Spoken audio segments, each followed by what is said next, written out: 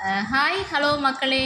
நம்ம மாங்காய் ஊறுகாய் போட்டு முடிச்சுட்டு மிச்சம் இருக்க கொட்டைகளை தூக்கி எறியாமல் இதை நல்லா வெயிலில் காய வச்சு எடுத்துட்டோம்னா நம்மளுக்கு வந்து புளிக்குழம்புக்கு, சாம்பாருக்கு, மீன் குழம்புக்கு மாங்காய் இல்லாத நேரத்தில் இதை பீஸை வந்து ஒரு 2 பீஸ் போட்டிங்கன்னா குழம்பு வந்து சுவையாக இருக்கும். சாம்பார் வந்து ரொம்ப அருமையாக இருக்கும்.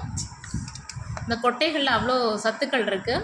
நீங்களும் இதே மாதிரி மாங்காய் ஊறுகாயோ இல்லை எது பண்ணாலும் மாங்காய் கொட்டைகளை தூக்கி எறியாமல் இது மாதிரி நல்லா வெயிலில் காய வச்சு எடுத்துக்கிறணும். இந்த கொட்டைகள்லாம் நாளைக்கு நம்ம வெயிலில் நல்லா காய வச்சு எடுத்ததுக்கப்புறம் இதை ஒரு 4 பீஸாக, ஒரு மாங்காயை ஒரு 4 பீஸாக 8 பீஸாக அப்படி குட்டி குட்டியாக கட் பண்ணி வச்சுக்கிறணும். ஒரு பாக்ஸில் வந்து ஸ்டோர் பண்ணி வச்சுக்கிறணும்.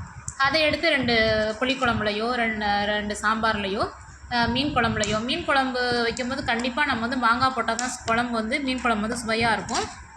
ஆனால் மாங்காய் வந்து எல்லா சீசன்களையும் கிடைக்காது, ஒரு சில சீசன்களும் கிடைக்காம இருக்கும். அப்போ வந்து இந்த நம்ம தயாரித்து வச்ச இதை ஸ்டோர் பண்ணி வச்சுருக்கோம்ல இந்த மாங்காய் கொட்டையிலேருந்து இதில் ஒரு 5-6 பீஸை போட்டு சமையல் செஞ்சோம்னா மீன் குழம்பாக இருக்கட்டும், சாம்பார் இதாக இருக்கட்டும், புளிக்குழம்பாக இருக்கட்டும் ரொம்ப சுவையாக இருக்கும். இதோட தோலை வந்து நம்ம வந்து காய போட்டு வத்தலாகவும் வச்சுக்கலாம். மாவத்தல் சூப்பராக இருக்கும். அதுவும் 2 எடுத்து போட்டுக்கலாம். இந்த கொட்டைகளையும் வீணாக்காமல் நீங்களும் இதே மாதிரி ட்ரை பண்ணி பாருங்கள், ரொம்ப யூஸ்ஃபுல்லாக இருக்கும்.